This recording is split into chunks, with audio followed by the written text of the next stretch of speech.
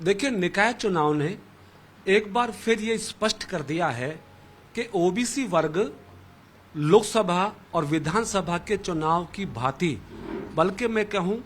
कि लोकसभा और विधानसभा से भी ज्यादा बड़ी संख्या में उत्तर प्रदेश में ओबीसी वर्ग ने भारतीय जनता पार्टी का समर्थन करके प्रदेश के सभी 17 निगमों में सफलता दिलाने में अपनी बहुत बड़ी भूमिका अदा की है।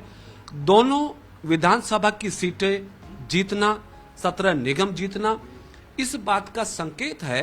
कि उत्तर प्रदेश में पिछड़े वर्गों के लोग पहले से भी अधिक सामर्थ्य के साथ भारतीय जनता पार्टी के साथ खड़े हैं। इसके लिए मैं भारतीय जनता पार्टी के प्रदेश अध्यक्ष जी चौधरी भूपेंद्र जी को, महामंत्री संगठन धर्मपाल जी को बधाई देता हूं कि उनके नेतृत्व में निगम का चुनाव, निकाय का चुनाव बड़ी कामयाबी से भारतीय जनता पार्टी ने जीता। जहां तक लोकसभा के चुनाव का विषय है, निश्चित देश में भी और उत्तर प्रदेश में भी ये बात तय कर ली है पिछड़े वर्गों के लोगों ने कि अब किसी भी अवस्था में कांग्रेस हो, सपा हो, बसपा, आरएलडी या कोई और पार्टी हो, जिन पार्टियों ने परिवार की परिधि से आगे निकलकर कभी देश के विकास को नहीं देखा, जिन पार्टियों ने भ्रष्टाचार से कभी अपने आप को दूर रखने की कोशिश नहीं की, जिन पार्टियों ने जाति धर्म का सहारा लेकर समाज को तोड़ने की कोशिश की, अब ऐसे समाजों को पिछड़े वर्गों के लोगों ने सिरे से नकारा है, भविष्य में भी नकारेंगे। और आप देख लेना, मैं आज बहुत निश्चित मत और मन के साथ ये बात कह रहा हूं कि देश के यशस्वी प्रधानमंत्री आदरणीय नरेंद्र मोदी जी ने 2014 से लगातार 9 वर्षों में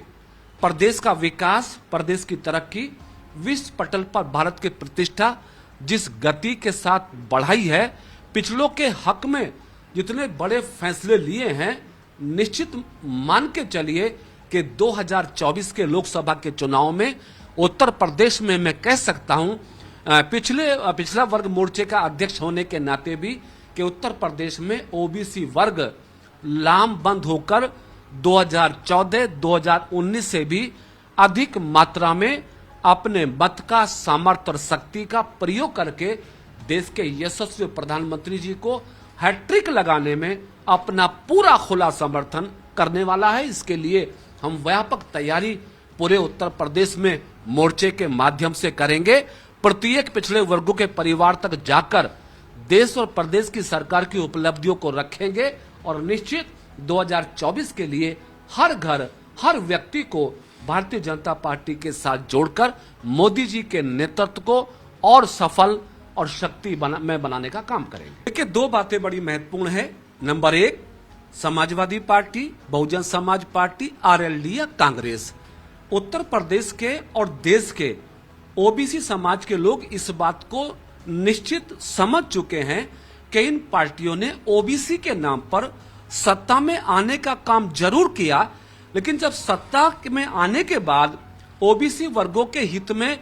कुछ फैसला करने की नौबत आई तो वे जाति तक सीमित रहे, परिवार तक सीमित रहे। तो एक बात क्लियर हो गई उत्तर प्रदेश में कि अपोजिट पार्टी के लोगों ने ओबीसी समाज का प्रयोग जरूर किया, लेकिन उनके संवैधानिक अधिकारों के लिए, राजनीतिक हिस्सेदारी के लिए उन्होंने कोई काम नहीं किया। जब से देश में और यूपी में भारतीय जनता पार्टी की सरकार बनी है, आदरणीय मोदी जी के नेतृत्व में, आदरणीय योगी जी के नेतृत्व में, लगातार पिछड़े वर्गों को संवैधानिक अधिकार मिले हैं, राजनीतिक हिस्सेदारी मिली है, सामाजिक न्याय मिला है और सम्मान से देश प्रदेश में जीने का मौका मिला है। अब जिस भारतीय जनता पार्टी के नेतृत्व में आदरणीय मोदी जी, योगी जी ने पिछड़े वर्गों को संवैधानिक अधिकार देकर, हिस्सेदारी देकर आज देश की मुख्य धारा से जोड़ा है, यकीन मानिए ये पिछड़ा वर्ग पूरी तरीके से लामबंद होकर मोदी जी के साथ 2019 से भी ज्यादा संख्या में खड़ा होकर हैट्रिक लगाने में भारतीय जनता पार्टी का समर्थन करने वाला है।